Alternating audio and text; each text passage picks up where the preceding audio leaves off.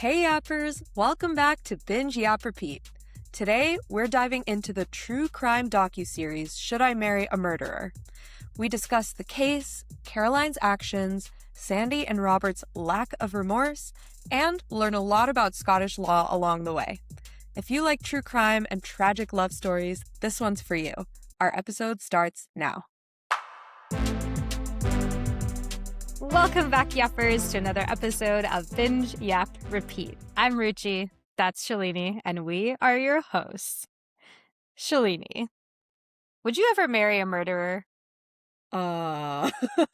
Just hypothetically. This is a horrible answer, but I really think it depends.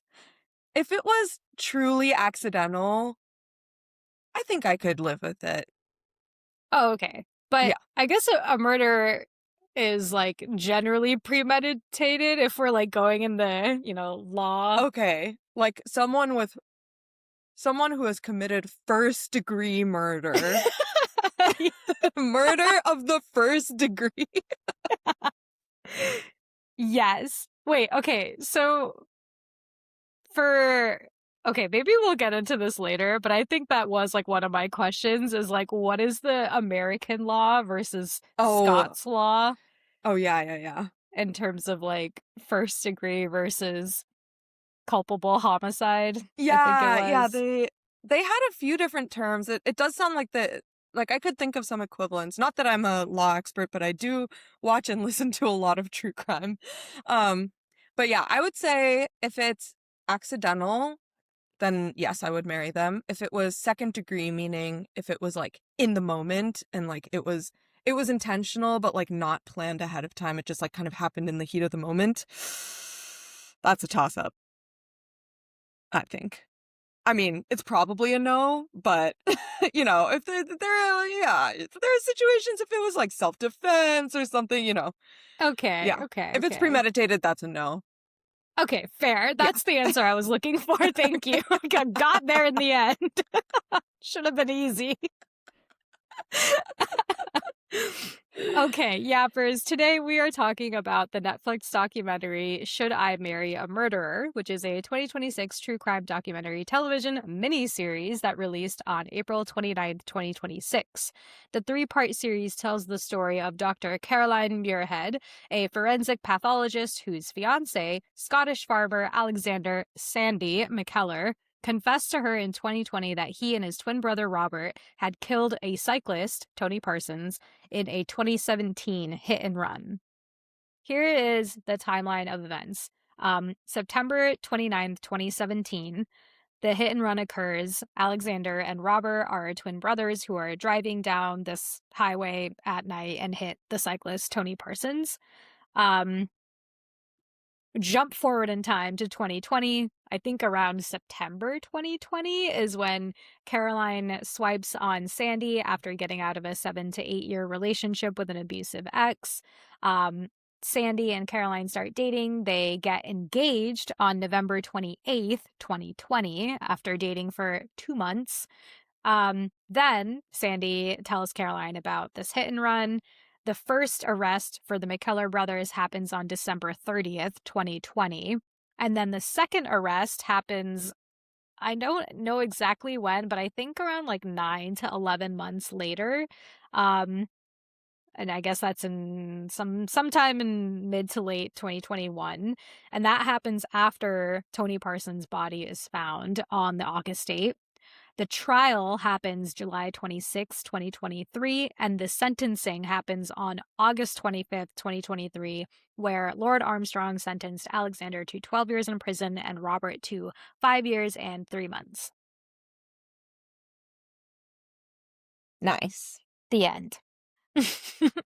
Okay, so Ruchi, imagine you're Caroline.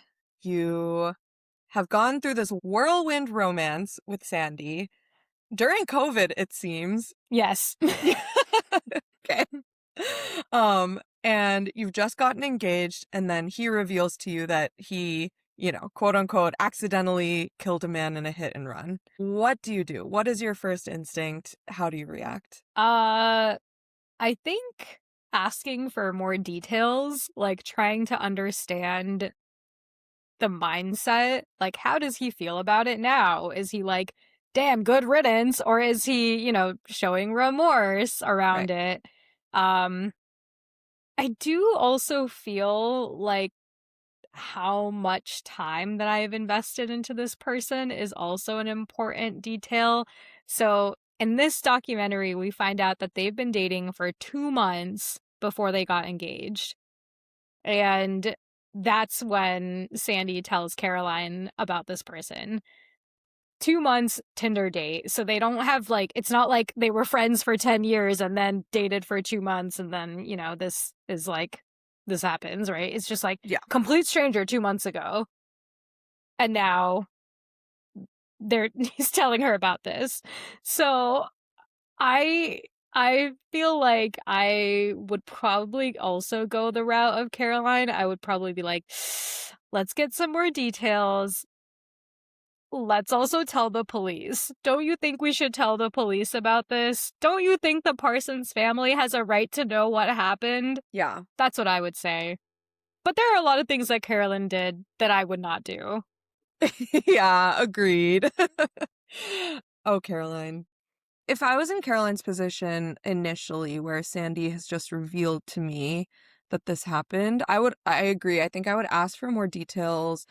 Really good point about considering how much time you've been together. I forgot that they'd only been together for 2 months. I think if I was her and we'd only been together for 2 months, I'd be like, okay, this is a lot of new information. Like, I've only known you for 2 months. I need to reassess. And I think I would seriously reconsider. But I'm also not the type of person to fall madly in love with someone in 2 months. I feel like it takes me months Mm. to form strong feelings like that. And so, partly because I feel like I just never know what I don't know about someone, like for this reason specifically. For this reason? Well, okay. I mean, this is like the worst case scenario of what I'm protecting myself against. That's fair. Actively. Oh my. Okay. um, yeah, so I think considering they'd only been together 2 months, I think I would probably just cut it off. I'd be like, this is too messy. This is too much. Yeah. Yeah. Okay, so I feel like the crucial question behind this entire documentary is, do you agree with Caroline's actions or do you sympathize with Caroline? And I feel like there's a lot of things that I do sympathize with her. And again, like you said, I'm also not the type to fall madly in love with someone. So I feel like from a third party perspective, it's easy for us to be like, oh, Carolyn, simply don't pick up the phone, simply don't answer the door. But like to Carolyn, this was the person that she was going to marry. That even though she knew that she had been only dating this guy for 2 months, she felt super seen by him. She felt like she could connect with him on things that she probably couldn't connect with the average person on. Like the whole idea that they deal with death on a daily basis because he's a hunter and she's a Gatherer. not a gatherer. Yeah, she's a pathologist. Yeah, she's a pathologist. So I feel like on that lens, it's hard or it's easy to say that this is my person because you can talk to them about things that no one else in your sphere maybe would be able to talk about. Maybe other than your coworkers, I guess, but Yeah. yeah.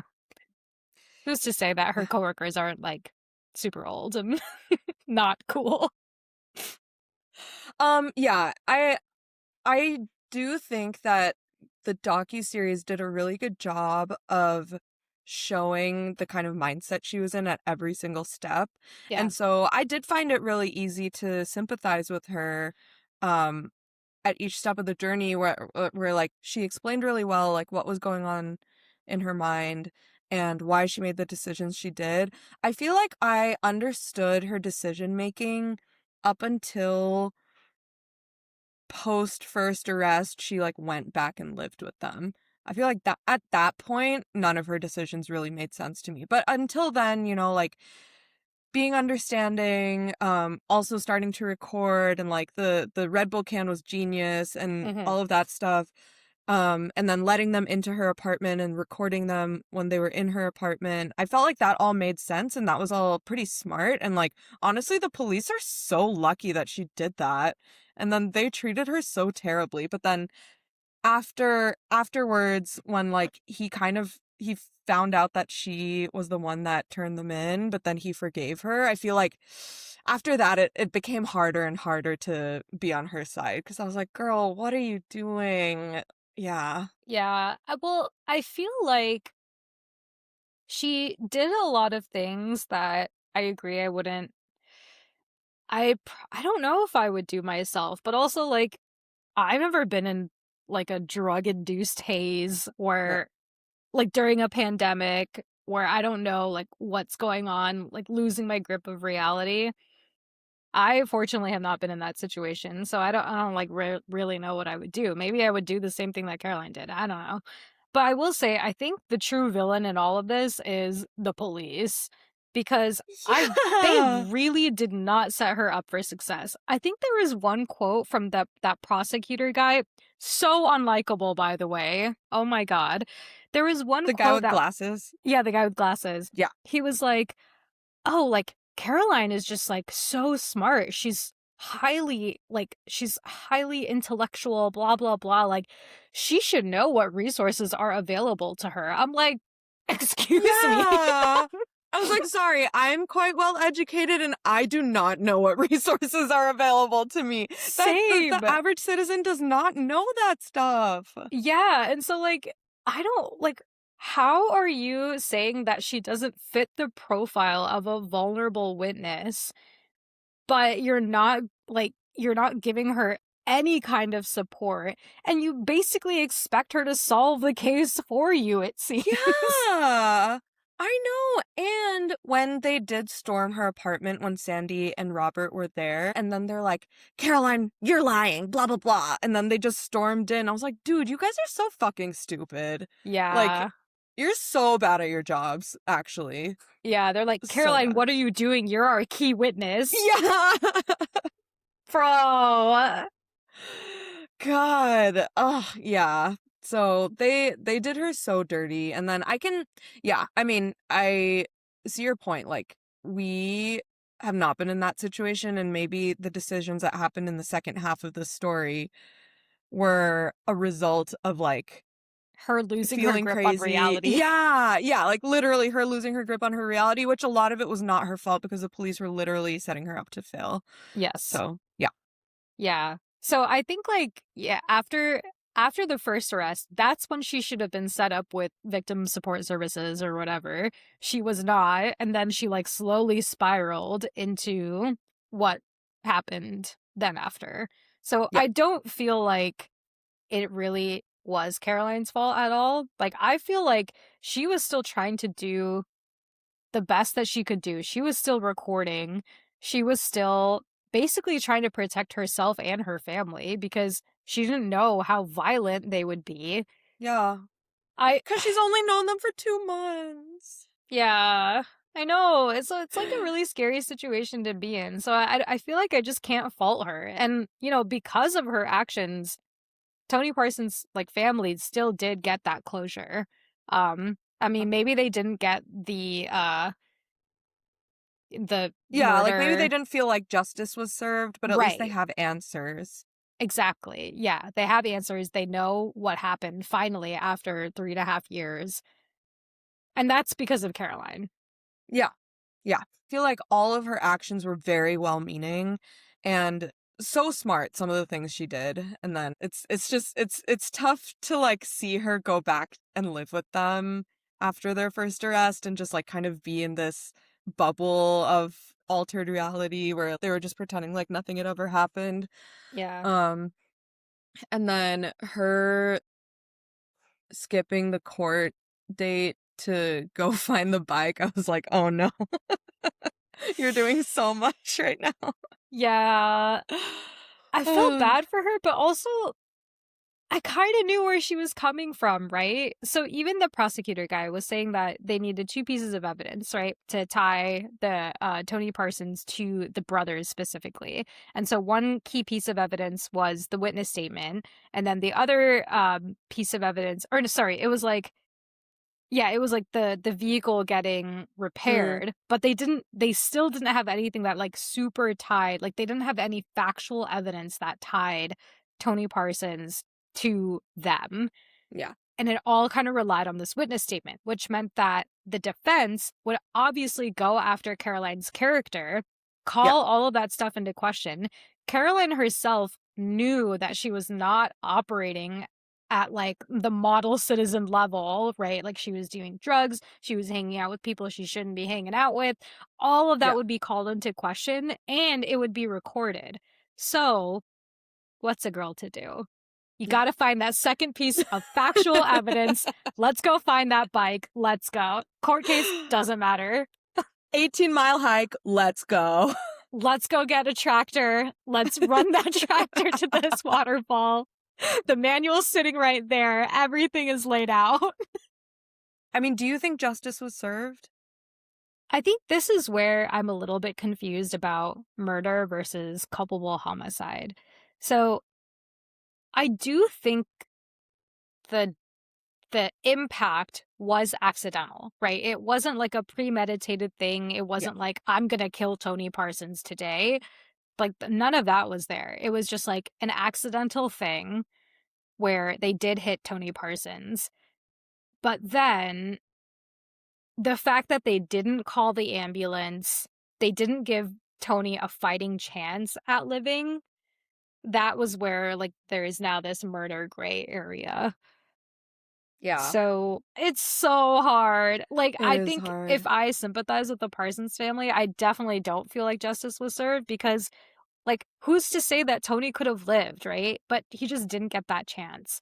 So Yeah.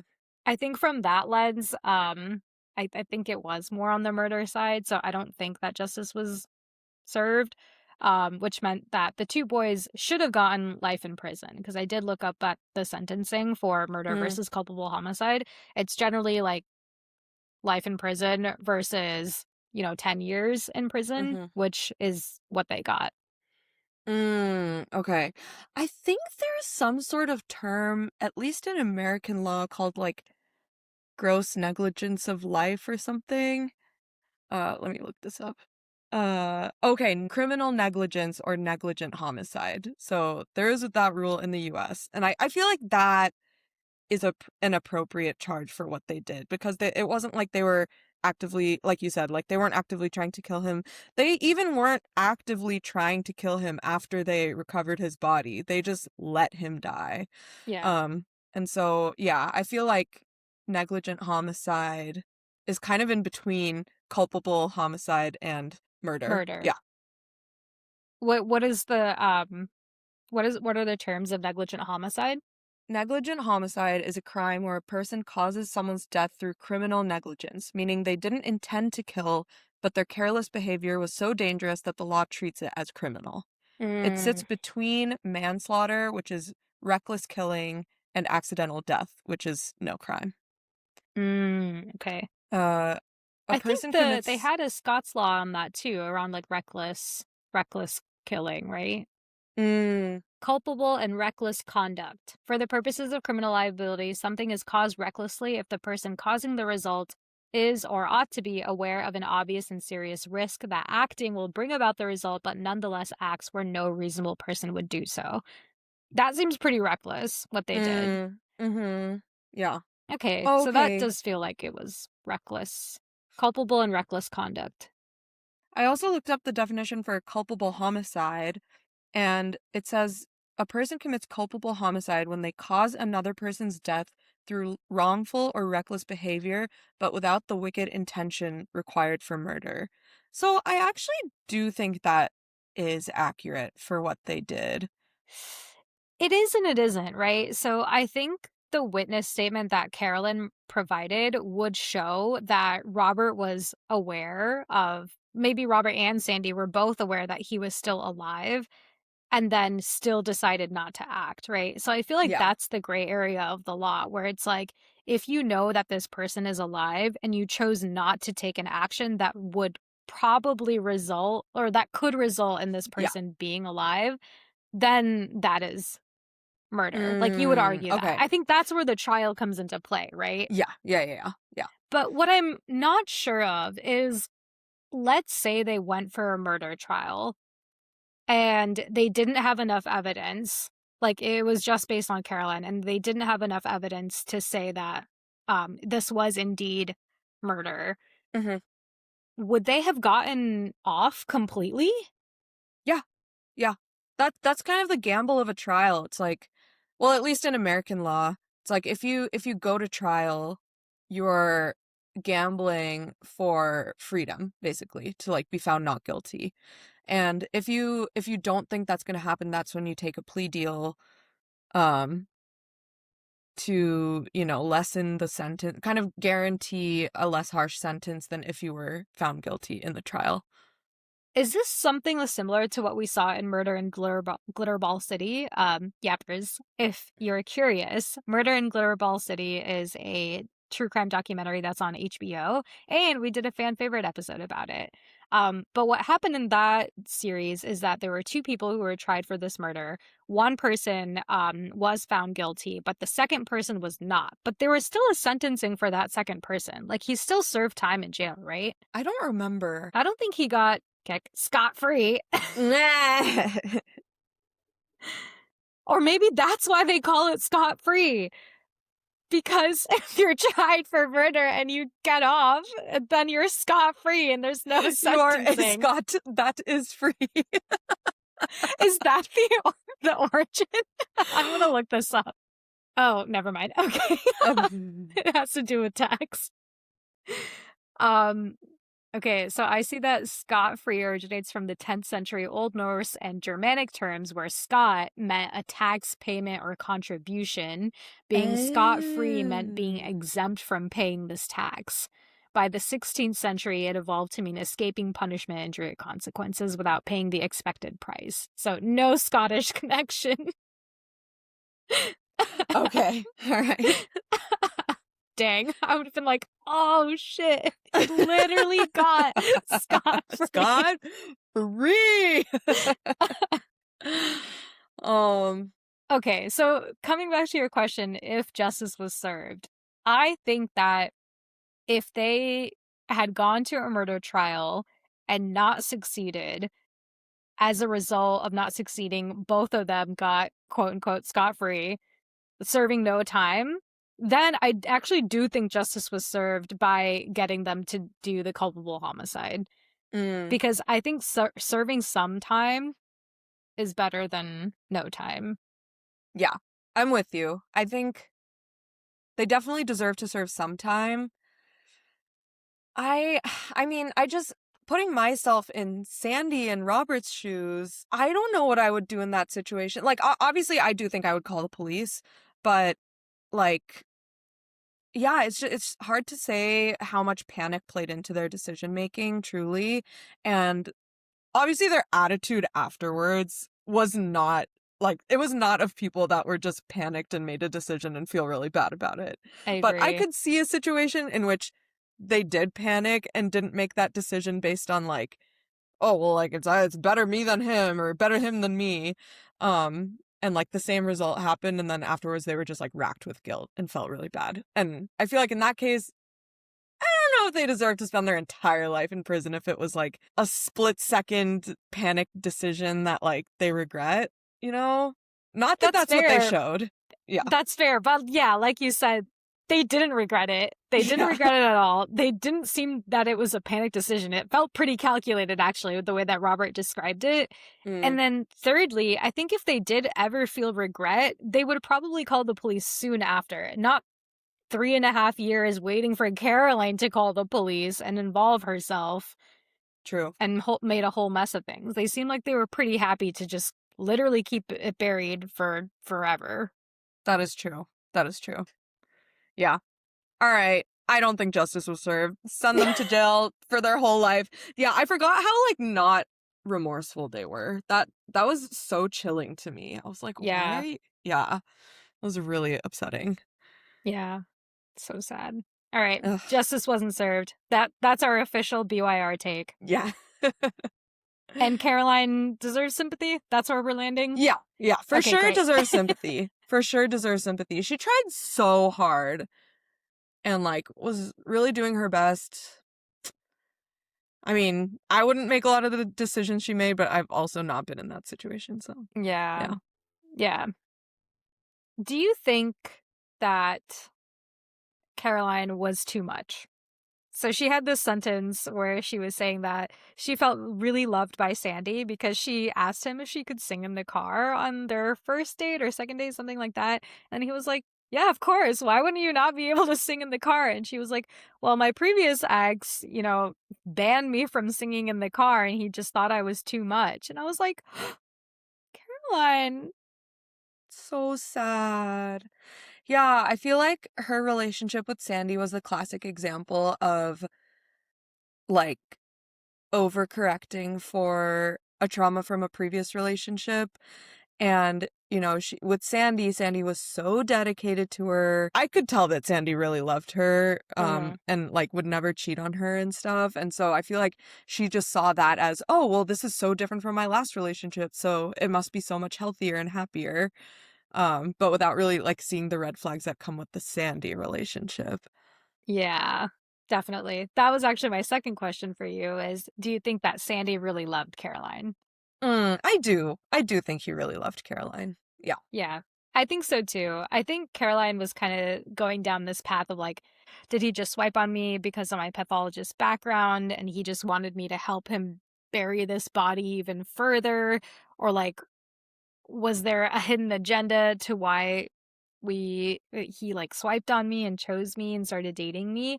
But I think when Sandy called Caroline when he realized it was her who was feeding the police all this information.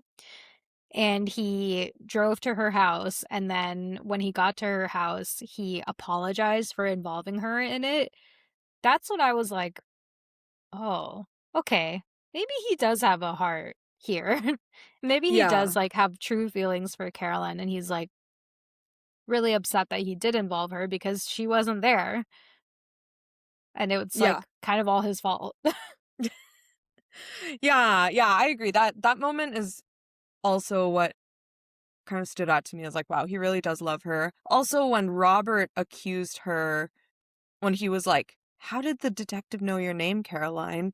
And Sandy was like, don't even, like, she would never do that to us. I trust her, blah, blah, blah. I was like, wow, Sandy loves her. Yeah. It's possible even Sandy had known at that point, but just like didn't want to believe it, like was in Yeah, denial. And then I also think Caroline had this too, this thought where she said that the reason that Sandy told me is because he wanted to be held accountable for his actions in some way. right. He just didn't know how. I feel like that's giving him too much credit. But he did do the plea deal. Yeah, because he was kind of forced to. Was he forced to? I He mean, the defense like he could said have gone that to trial. yeah, the defense said that he pled guilty to culpable homicide. And then the Crown didn't accept it at first because they wanted to go with the murder trial. And then the Crown like went down to culpable homicide and then accepted his plea deal. So I feel like if he didn't want to take accountability for his actions, he would have just been like, I'm not guilty. I'm not guilty at all. It wasn't my fault. But I think you could also say that he took the plea deal because he didn't think he deserved life in prison. And so 12 years was better than a full life and had nothing to do with him wanting to take accountability, just like minimizing the sentence. I see. Yeah, that's probably fair. I think one thing that we never really got an answer for is so Robert was the one who told Caroline that Tony Parsons was alive and that he knew that he was alive, but we didn't really get that from Sandy. So I wonder, Mm. did Sandy know that Tony Parsons was alive? He had to have known, right? Because I mean, they made all of their decisions together. You think like only Robert could tell he was alive, but like just pretended like he was dead and Sandy had no idea? I don't I know. don't know. It's possible, right? I guess so. Yeah, I guess we didn't really hear from Sandy. Because even Sandy had told Caroline, like, oh, we hit him at full speed. There's no way he would have been alive. Yeah, that's true. I interpreted that as Sandy like minimizing what they had done, but Hmm. I never thought about the fact that maybe he truly didn't know. I don't know. And then to that end, why did Robert only get 5 years and Sandy got 12? I think because Sandy was the one driving. That was my Mm. guess. Yeah. Okay. Because Yeah, otherwise there's that's no fair. reason that they would get such different sentences. But if Sandy was the one driving, then he would be the one that caused the death. Yeah, that's fair. Yeah, I don't know. Maybe Sandy truly didn't know. But then if Robert knew, like, he helped, He should, yeah. That's worse. Yeah. And he only got 5 years? Come on. Justice was Yeah. not served. Yeah. Okay, I have other questions. Okay.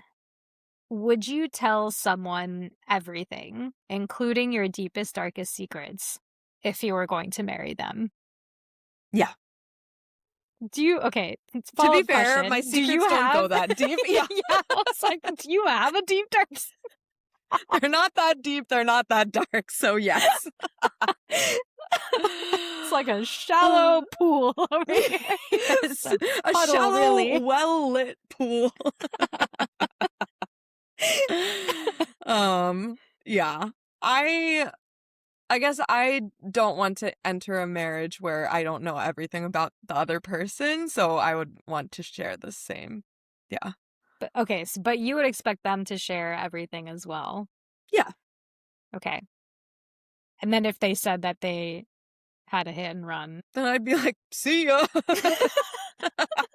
About to be another one over here. How about you? Deepest, darkest secrets. I also don't feel like I have any deep, dark secrets. Well, okay, so this is kind of where I am feeling like there is a little bit of a double standard of when it comes to Caroline and Sandy's relationship, where they felt so strongly about each other that they wanted to marry each other, but not so strongly that they would that Caroline would like throw Sandy under the bus a little bit Mm. and kind of report on him. Or maybe this is the extent of her feelings. I'm not sure. You know what I mean? Wait, I don't think I really follow. All right, let me try again. So I think that when you're getting married to someone, you do the whole like traditional vows are like, oh, in sickness and in health, like till death do us part, blah blah blah. And like some people can take that to the extremes, right? Where they can be like, it's Bonnie and Clyde over here. Yeah. And whatever you do, I will accept that of you. And that's what a marriage is. And that's what our relationship is. And I accept you wholeheartedly in spite of all of any mistakes that you have made in the past. But I think other people maybe don't think that way. And like maybe there is an extent to, the limitations of these vows about till death do us part. Maybe it's not till death do us part. Maybe it's till someone else's death do us part. That there is a limit to the feelings. But Yeah. I think that's reasonable. Totally. Yeah, I think that's totally reasonable. Like if I just because I'm married to someone doesn't mean I would like go against the law to like protect them, you know. Yeah. I was trying to draw a parallel to like unconditional love versus conditional love. Oh. But I think Yeah. this is conditional Conditional. love, right? Or is it I not? feel like the concept of unconditional love has some underlying assumptions, right? It's like I think it's fair to love someone unconditionally, but if they murder someone, I think you're allowed to like do something about it just because you love them. Like I think she still loved Sandy through this whole thing, So like it's not like her love went away, but so she did love him unconditionally, but like I feel like because she found out he was a murderer, she was like, okay, I like as a good citizen, I need to do something about this. And I feel like that's fair. And that doesn't mean she didn't love him unconditionally. But then she did end the relationship because she found out that, he didn't have any remorse over Yeah, but that's the like a killing. character thing. I think that's just like learning more about him Mm. and changing her opinion and being like, wait, this is not. Remember, she even said, she was like, this is not the person I fell in love with. Yeah, So that's he just true. like changed. Yeah. Yeah, Or that's revealed a true. new side of himself. Okay, so not like it is conditional versus unconditional. She did love him to a point where she realized that the person that she was in love with was not real. Yeah. Yeah. That's a good way to put it. Mm, it's Yeah. kind of sad, Yeah. but good that she found out sooner rather than later. Oh my God. Yeah. Seriously. I also wonder what she would have done if they hadn't gotten engaged and they were just dating, you know? Like, would she have reacted differently? Was she more invested because they were engaged at that point? Yeah, that's a good question. But I don't know, maybe he only told her because they were engaged. I wonder what would have happened if they had gotten married and That's then he true. told her. That is a good question. Oh, messy. So Messy. messy. Maybe she would have gotten VSS in that case, victim support services, because she was married to him instead of like having a 2-month relationship. Yeah, maybe. Ugh, Ugh, stupid police are so dumb. what a miss. What a miss. I guess I have another question. Do you think Caroline made the wrong move not cutting off contact after the first arrest? Good question. I don't know if I can say whether it was the right or the wrong move because obviously by staying in contact, she got way more evidence for the Crown's case. But Yeah. I think if I was her, I would have cut off all contact at that point. Yeah. Here's where I struggle a bit because, like Caroline said, they knew where her parents lived and they Yeah. knew where she lived and they knew where she worked. So they knew everything about her. And if she had cut off contact entirely, they would have been like, she did it. Like, she Right. was the one who turned us in. Let's get her. Right. Yeah. I mean, I can see why she stayed in contact because she felt that it was safer than cutting off contact. But I don't know. I can't fault her for sure, but I think I would still cut off contact and You just would just like, go cold turkey. I think I would. What if he like showed up at your parents' house? I don't know. I think I would like make them go out of town or something. I'd be Whoa. like, let's just like spend a month somewhere else. Like, yeah, I But don't it know. wasn't a month. Like, they were out in the town for like 11 to 12 months before they were arrested again. And the only Right, reason that they were arrested again was because Caroline like told them where the body was. right, right. But I feel like the first month is like, I mean, I don't know. I don't know. Who knows what I would do? But I think my logic would be like, let's go out of town for a month, let this thing like die down a bit, wait for their tempers to come down, and then there'll be less chance that if we go back, they're gonna come and murder us. And let's install a security system, maybe hire private security for a few months. Like, I don't know if they have the resources to do that, but I think that's where my mind would go. It's like, I cannot, I need these people out of my life and Mm, just keep the people around me safe. I think that would be my strategy. yeah, that's fair. I think maybe I would go kind of a similar route, but I don't know if I would be like, hey, I don't think I would like cut them off entirely, but I think I would have a conversation and be like, hey, so I don't think this is working out in the way that I wanted it to work out. And like, all of this stuff has really complicated our relationship. And I feel like it's bringing to light a lot of things that I didn't consider when I said yes to your proposal initially. Just like situations have changed drastically. I need you to get the help that you can. And I don't think I can be going to the Auk estate every weekend like I did before. Just so you get it. I just wanna make that clear. I think I would have that kind of conversation. Okay, you would break up with him. Yeah, I don't know if I would Okay, go cold turkey. that's fair. That's fair. Maybe I would try that too. I Yeah. mean, maybe that would enrage them even further, to be honest, who knows? Perhaps. Yeah. Perhaps. Well, I wasn't gonna do anything now, but now I'm coming over, and then I'd be like, "Oh, fuck, I made things worse." Security system, private security.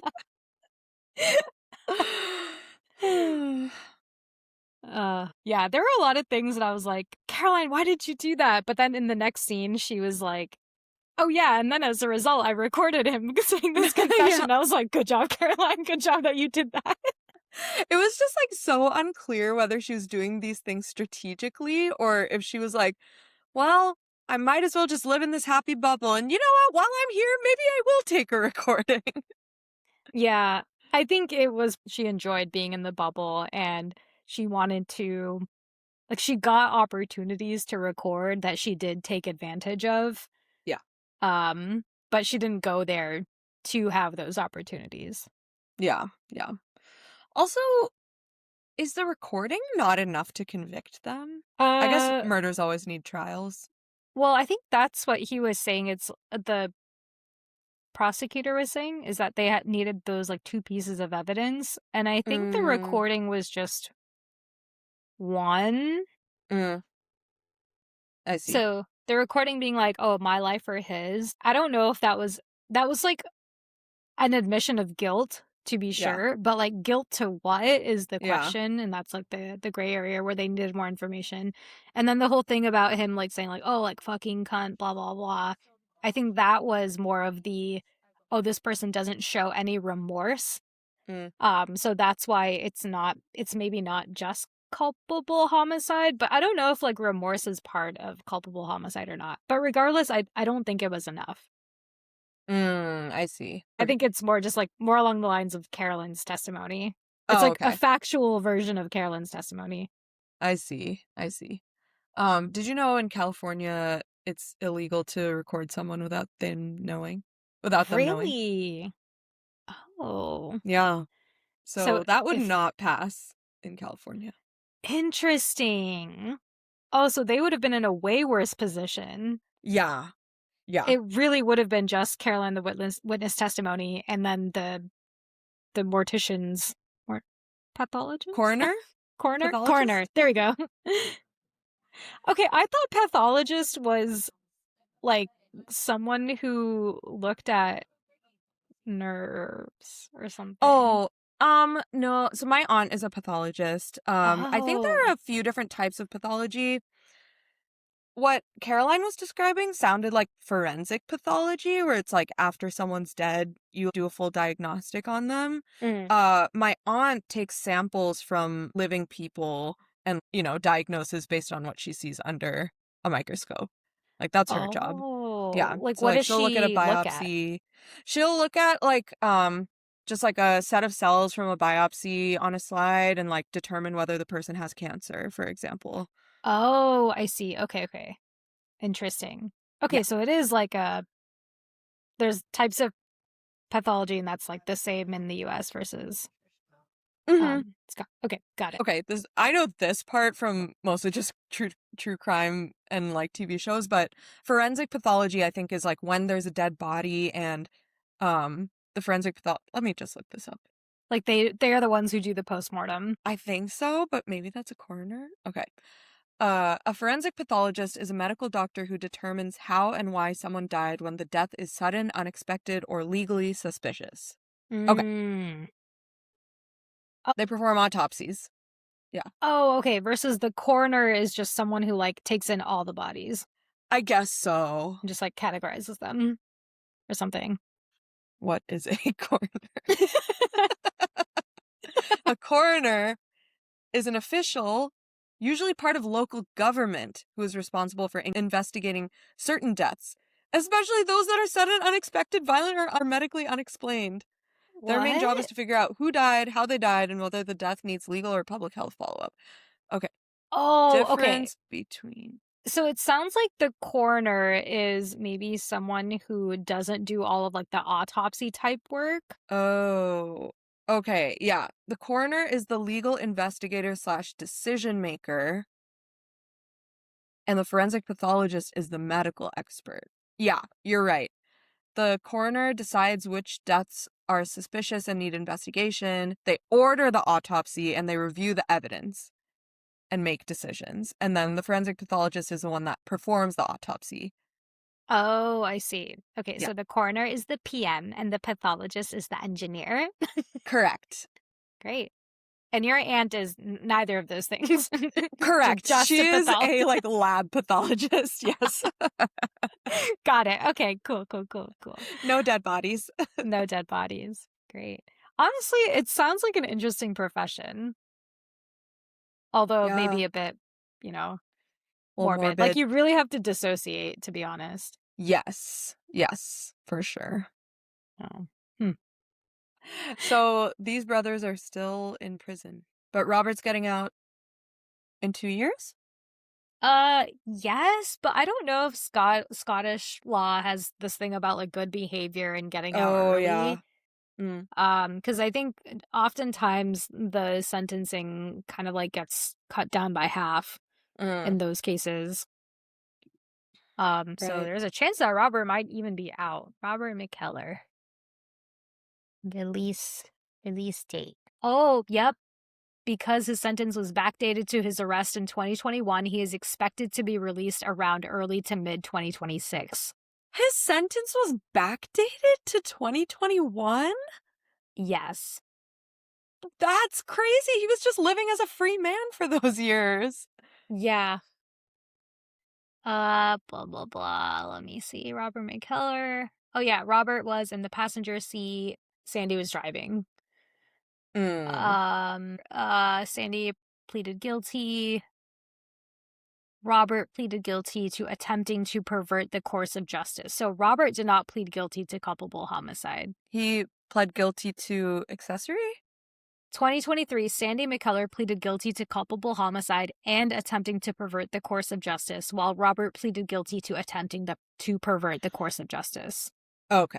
Okay. Got it. Yeah, so while Sandy was held directly responsible for Parsons' death, Robert's conviction centered on his role in hiding the crime rather than causing it.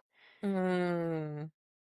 As of 2026, and this article is from May 1st, 2026. Great. Super recent. As of 2026, there are no public reports suggesting that he has been released, meaning he is likely still incarcerated or only recently eligible for release, depending on parole conditions. Mm. Yeah. So it sounds Interesting. like there is a chance that he will get released later this year. Wow. All right. The backdating thing is crazy to me. Yeah, right? That's Backdating. insane. Wait, I'm gonna look back. This article doesn't say anything about the backdating, but yeah, I guess the 5 years and 3 months was like from the time of the first arrest, I guess. Mm. Oh no, it's from the time of arrest. Oh, the second arrest? Yeah, The second arrest. Okay. which I guess after that- happened August 2021. Oh, Okay, okay. so And that they were makes just held sense. in jail from then until the trial. Yeah, so Okay, they okay. did serve time. They were not, yeah, walking around Oh, free. okay. That makes more sense. Yeah, okay, that makes sense. We'll allow it. Yeah. Well, that's that then. All right. Justice was not exactly served, but we do sympathize with Caroline. Yeah. And the true villain is the Scotland police. Yeah. 100%. Should have had Carl on the case. Cattle. No one said the name Carl in this entire series. It was very disappointing. I know. I was waiting. Cattle. Yappers, that is from our Department Q episode. So if you want to see police doing a good job, well, Yes. do they? I don't know. Justice is served in the end in Okay. that show. Yeah. Okay, if you want to see justice being served In Scotland. in Scotland, check out Department Q. Also on Netflix. Should we do ratings? let's rate. Okay. I would give quality a 4 and enjoyment a 2. I think I like true crime like podcasts and stuff, but for some reason I just wasn't this wasn't like the subject matter that really got me. I don't know. Mm, okay. Yeah. Yeah. I would give this quality, I would give it like a 3. I kind of got tired of them reusing the same clips and like the same actors all the time. Yeah. Like they showed that clip of her like running and jumping on that guy, like actors presumably, and like carrying around a beer bottle. They showed that like so many times. I was like, I'm so tired of this clip. Uh so I would say quality 3, enjoyment, I would say a 4. I did want to know what happened, and I felt like there were twists at the end of every episode, and I enjoyed that it wasn't super long. Yeah, me too. Yeah, I felt like it was pretty open and shut case. Although that being said, I think there were other documentaries that have been done about this case. This was just the one that was done from Dr. Muirhead's point of view. Oh, okay. That makes sense because I remember seeing during the trial they were showing clips from a different BBC series. Yes, yeah. Okay. Yeah. So I think there are more perspectives on this case. And Yappers, if you have seen that other perspective and want to offer your opinion, I would love to know. Yeah, same. Yay. Yay. Okay. Okay. Should we recommend? Sure. Okay. I would recommend this show to people that like true crime and people that like listening to Scottish accents. Oh my God, I was literally about to say that same thing. I agree. And if you like true crime, would recommend Murder in Glitterball City, HBO show. And if you like Scottish accents, would recommend Department Q on Netflix. Nice. Okay. This week in entertainment? Yes, tell Okay. me. Bullet number 1. Selling Sunset is welcoming back Heather and Christine back to the cast as Chriselle and Chelsea wave goodbye. Will you be Nice. watching? No, I'm so done with that show. Yeah, that's fair. I was thinking about watching it, but we'll see. Maybe I'll watch like one episode and then be like, I have better things to do. Yeah, fair. What also happened? A Devil Wears Prada came out last I week. saw it. You saw it yesterday. Yeah. I hear it has great reviews.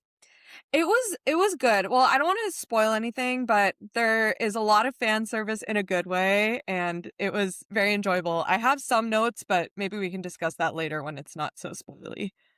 Okay. Yay. Yeah, I would love to watch it. The Sheep Detectives also has really great reviews. And it is the highest rated movie of Hugh Jackman's career.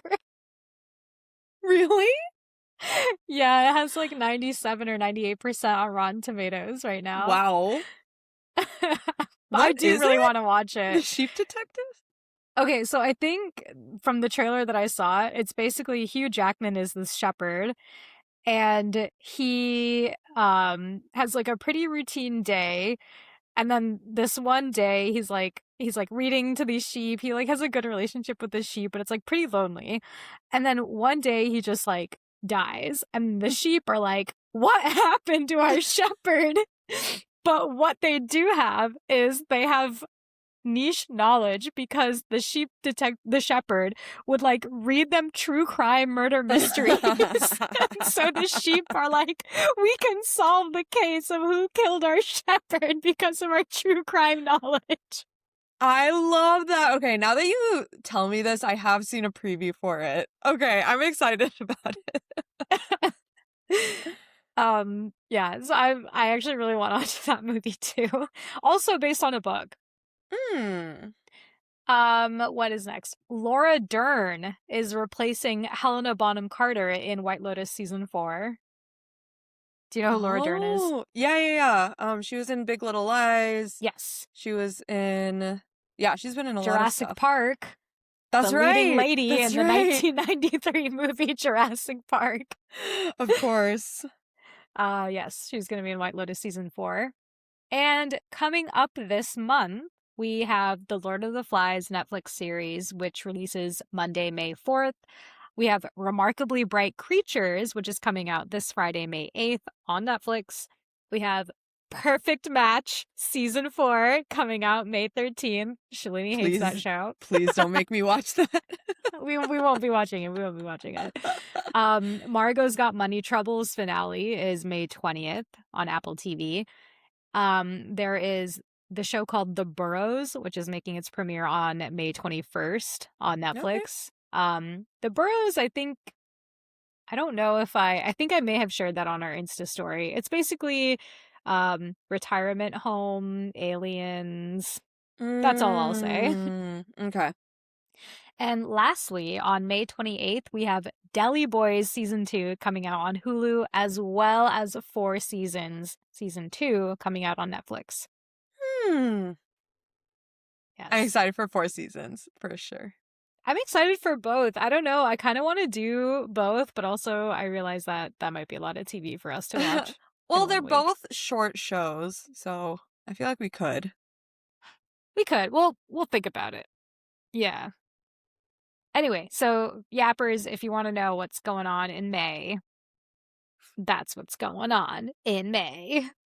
And we will have episodes for, I think, most of those. Not Perfect Match. For sure, not Perfect Match. All right. Thank you. Thank you for that update. Do you want to hear what I've been binging? I would love to. I, for context, had a lot of free time this week because I went to a conference in Fort Lauderdale and knew nobody at the conference. So anytime I was not physically at the conference, I was literally just in my hotel room watching TV. Love that for you. So I have been binging Margot's Got Money Troubles, which is so cute and does the book so much justice. So I'm really enjoying that one.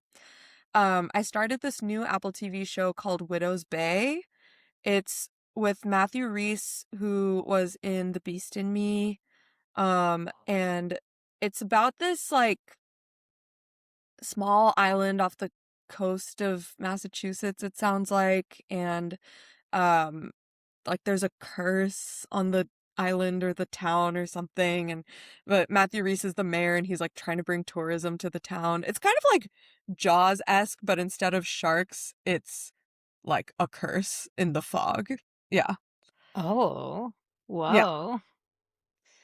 So it's like a little spooky, kind of feels like spooky East Coast, foggy, coastal. Yeah. Sirens? Kind of sirens, but less colorful. Okay, fair. And not as, like, I feel like Sirens was, like, intriguing, but, like, kind of light. But the show is much more dark. Yeah. Oh. Like actually dark or like metaphorically dark? Physically and metaphorically more dark. Oh. But with some bursts of humor here and there. Yeah. Oh, okay. Gotta keep it light. Yeah.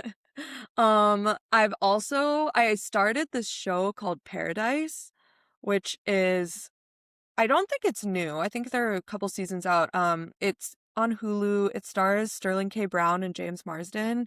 And Sterling K. Brown is a Secret Service agent. James Marsden is the president. And the president, after his term, he's murdered in his house. And so it's about, like, what happened. And there's a huge twist that you find out at the end of the first episode that, like, changes everything. And it's so good. So highly recommend that. Yeah. Okay. Of all of those shows, if a yapper really liked this show, Should I Marry a Murderer, which one of those shows would you recommend to them?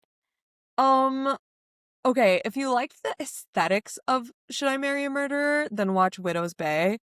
If you liked the subject matter of, like, a murder and, you know, justice being served for a murder, watch Paradise. Okay. Nice. And if you like a female protagonist, then watch Margot's Got Money Troubles. If you like watching a blonde female protagonist, that's the only parallel I can draw. If you basically hated Should I Marry a Murderer, but the only reason you kept watching is because Caroline was blonde. Watch Margot. Watch Margot. Got it. Great. Okay. Yeah, I feel like out of all those shows, Paradise seems the most intriguing. I love a twist. Yeah, it's so good. Oh my gosh, please watch the pilot and let me know what you think. We'll see. Okay. Wait, is that on? You said it was on Hulu? Mm-hmm. / Disney Plus. Yeah. Okay. I do have Hulu. True. True. Okay. All right. Thanks for yapping with us. If you loved this episode, have some hot takes we missed, or if you've got a show you're dying for us to binge next, follow us on socials. We're at Binge Yap Repeat. Until next time, happy binging!